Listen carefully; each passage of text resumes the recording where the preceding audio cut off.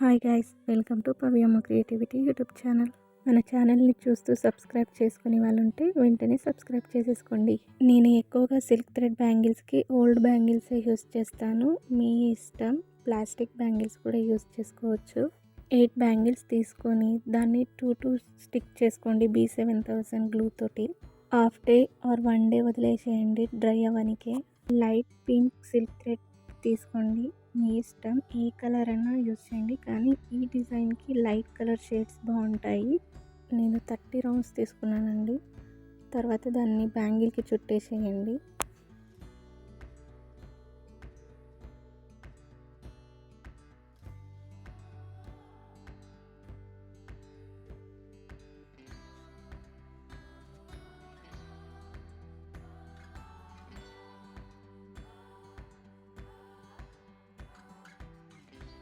Next 8 single bangle తీసుకున్నాను. దానికి light lavender colour silk తీసుకున్నాను. 8 బ్యాంగిల్స్కి చుట్టేసుకోండి.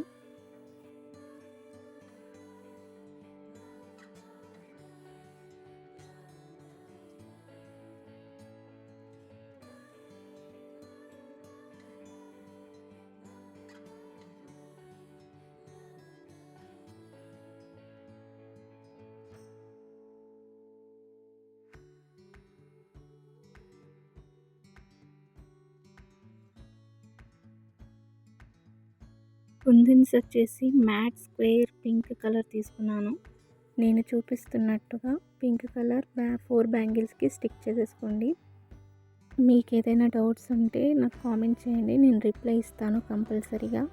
నా ఛానల్ని ఫస్ట్ టైం చూస్తున్న వాళ్ళు నా వీడియోస్ నచ్చితే తప్పకుండా సబ్స్క్రైబ్ చేసుకోండి. సబ్స్క్రైబ్ చేసుకోవడం మర్చిపోకండి. మరిన్ని వీడియోస్తో మీ ముందుకు వస్తూ ఉంటాను.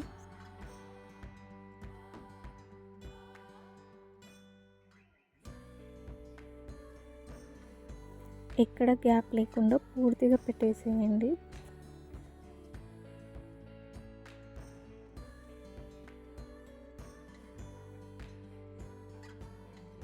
దాని తర్వాత సింగిల్ బ్యాంగిల్కి లైట్ సెరమిక్ గోల్డ్ కలర్ తీసుకున్నానండి, రౌండ్ షేప్.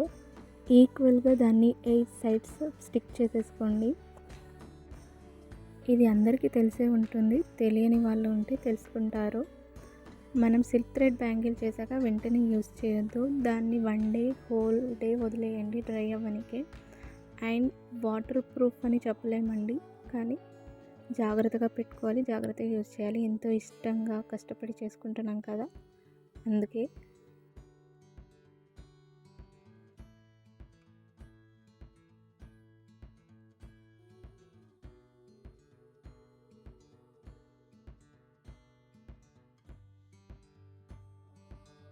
అంతే, మన సిల్క్ థ్రెడ్ బ్యాంగిల్ రెడీ అయిపోయింది. మీకు కూడా నచ్చిందా? నచ్చినట్టయితే లైక్, షేర్, కామెంట్ చేయడం మర్చిపోకండి.